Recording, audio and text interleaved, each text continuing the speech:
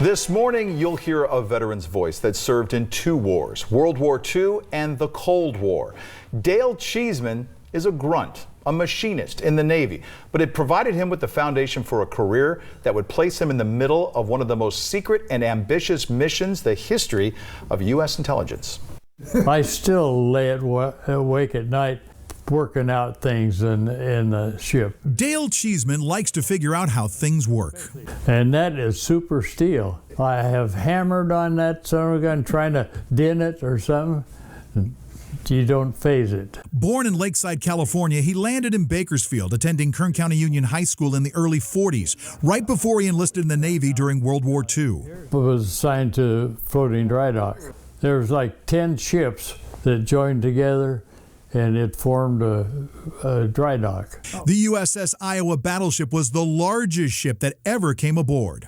I checked the propeller shaft bearing clearances to see if there was any distortion in the ship. His primary mission, to repair battle damage as quickly as possible. So yeah, torpedoes and bombing, kamikaze. After the war, he returned to California, getting a job with Richfield Oil. Been part of that pioneering group with Richfield, building equipment and maintaining it offshore.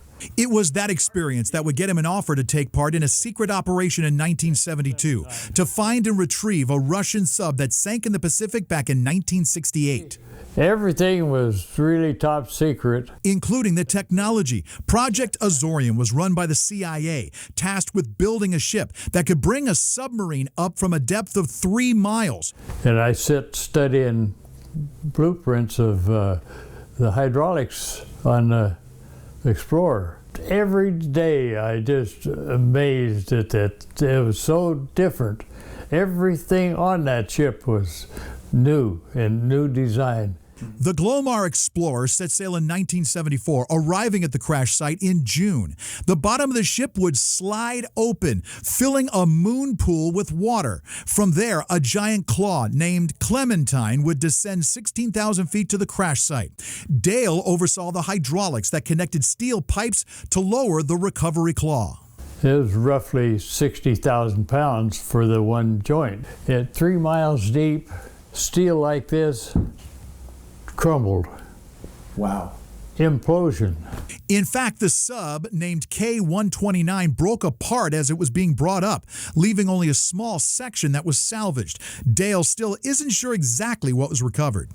I wasn't part of the group that really worked on filtering through things. We did box things up. We wanted them back to Washington, you know. And the Soviet Union was also interested in what they found. This is a spy ship that pulled up alongside of us. A Russian one? Russian spy ship. And well, what did they want? Well, they were trying to figure out what the hell we were doing. We could have had a war right there because we were taking one of their vessels. Like the book says, we stole it. Jack Anderson is credited with breaking the story of Project Azorian in 1975. But Dale says the taking of K-129 is the most complete account of that operation. He got so much research in that it's really well written. Dale went on the honor flight 5 years ago and continues to stay sharp. His kids think he should write a book to share his story from a grunt's perspective.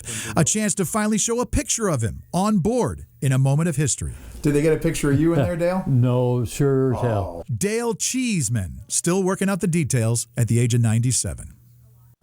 And we would like to tell your veteran story. Send us information on someone who served. Include their name, a picture, some basic information. Send those to Mike at KERO.com.